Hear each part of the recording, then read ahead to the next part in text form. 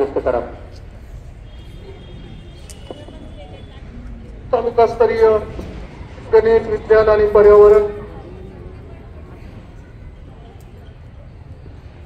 प्रदर्शन या ठिकाणी विज्ञान हायस्कूलमध्ये संपन्न होत आहे.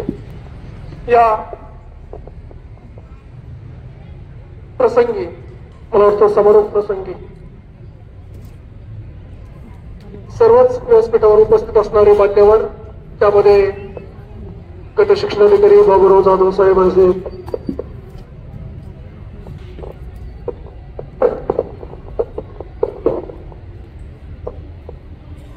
सर्वांचीच नावं घेत नाहीत आता, केंद्र प्रमुख, स्तराधिकारी, मुख्याध्यापक संघाचे तालुकाध्यक्ष रोखले सर, सर्वच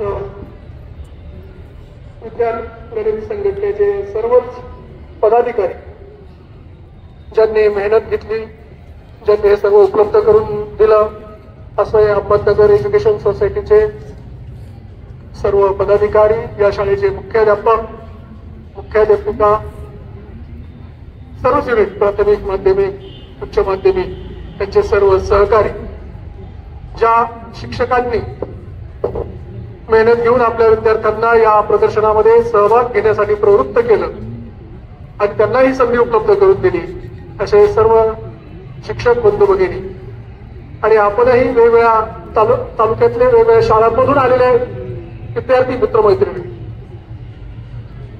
आपण दरवर्षी विज्ञान प्रदर्शन भरवत असतो. तुम्ही तालुका स्तरावर येता, नंतर काही जिल्हा स्तरावर जातात, पण आता यातले बरेचसे तिथंच राहतील. साधारणपणे 9-10 मॉडेल त्यापैकी पुढे जातील.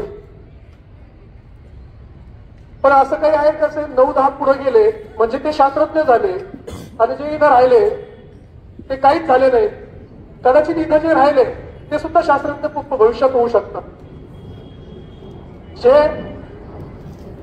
असंही असेल की ज्यांनी भाग घेतला नसेल ते सुद्धा उद्या एखादं संशोधन शोधून काढतील. कारण शोध लावणं, संशोधन करणं म्हणजे प्रत्येक वेळेला त्या ठिकाणी तुम्हाला प्रयोगशाळेतच काम करावं लागतं असं नाही.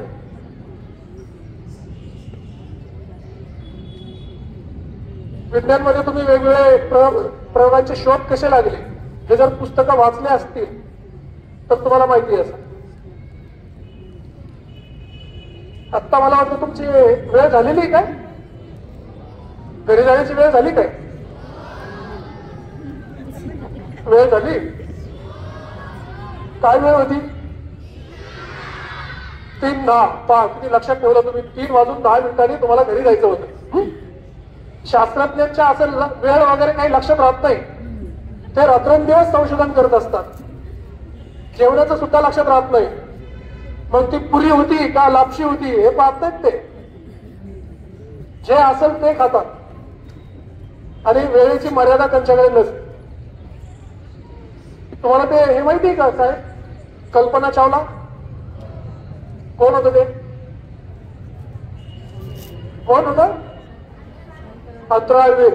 आणि आता सुनीता विल्यम्स माहिती का, सुनीता विल्यम्स कुठे आहे? सुनीता विल्यम्स आता सध्या कुठे येतं, अंतराळात. म्हणजे आपण काय करतो, आपल्याला सगळी घाई असते, शाळेत यायची घाई, लवकर शाळेची जेवणाची सुट्टी कधी होईल आणि कधी एकदाचा घरी जाईल, बरोबर. प्रत्येक गोष्टीत आपली घाई असते. सुनीता विल्यम्स तिने तसा विचार केला का, मी कुठेतरी जाईल 7 दिवसाकरता, मला कुठे जायचंय, अंतराळात जायचं. किती दिवसाकरता जायचंय, 7 दिवसाकरता जायचंय. ऑगस्ट मध्ये गेलेली, आज किती झाले, August, September, October, November, December, 5 महिने झाले. आता कधी फेब्रुवारी मध्ये रिटर्न माघारी यायचंय असं म्हणतात. म्हणजे 7 दिवसाकरता गेलेली सुनीता विल्यम्स 7 महिन्यानंतर माघारी येणार आहे. तिच्या घरच्यांनी विचार केला का, किंवा तिने स्वतः असा विचार केला का, नाही नाही नको, आता तिकडे खूप धोका आहे, पुढे वरती नको जायला आता, आपण इथं सुद्धा इथं राहून जमिनीवर सुद्धा किती विचार करतो, नको कुठं जायला नको, बोटीत प्रवास करायला नको, बोट बुडते, रेल्वेने प्रवास करायला नको, रेल्वेचं मध्येच काहीतरी त्या रुळावरून खाली पडते, विमानात बसायलाच नको, विमानात कधी कधी काय होतं, विमान पडतं का नाही, मग विमानातच बसायचं नाही, म्हणजे तिने तो विचार नाही केला, मी 7 दिवसात माघारी येणार आहे हा विचार केला नाही. तिला माहिती होतं पुढचे धोके, कदाचित वेळही लागू शकते.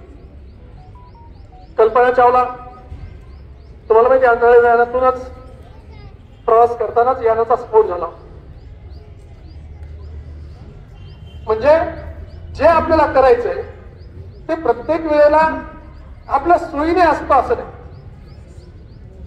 म्हणजे संशोधन करायचं, शास्त्रज्ञ व्हायचं, ही जर मनाची आपली तयारी असेल, मला रुची आहे, मला संशोधनात आवड आहे, मग आपण ते प्लॅटफॉर्म शोधला पाहिजे. काय शोधायचं? हे छोटे छोटे आपल्या शाळेतलं विज्ञान प्रदर्शन झालं असेल, आता तालुका स्तरावर येईल, नंतर जिल्हा स्तरावर येईल, मग मी याच्यात भाग कसा घेईल आणि माझं मॉडेल कसं त्या ठिकाणी आणू शकतो, त्यासाठी ते मॉडेल शोधलं पाहिजे. मॉडेल शोधायचं म्हणजे फार खर्च करायचा आणि मोठमोठं काहीतरी आणून ठेवायचं असं नाहीये. अगदी साधं असतं. ती साधी कृती तुम्हाला एक शोध लावून जाईल. एका साध्या कृतीतून शोध लागतो. आर्किमिडीजचा तत्व माहिती आहे तुम्हाला? आर्किमिडीजने काय केलं? फक्त पाण्यात उतरला,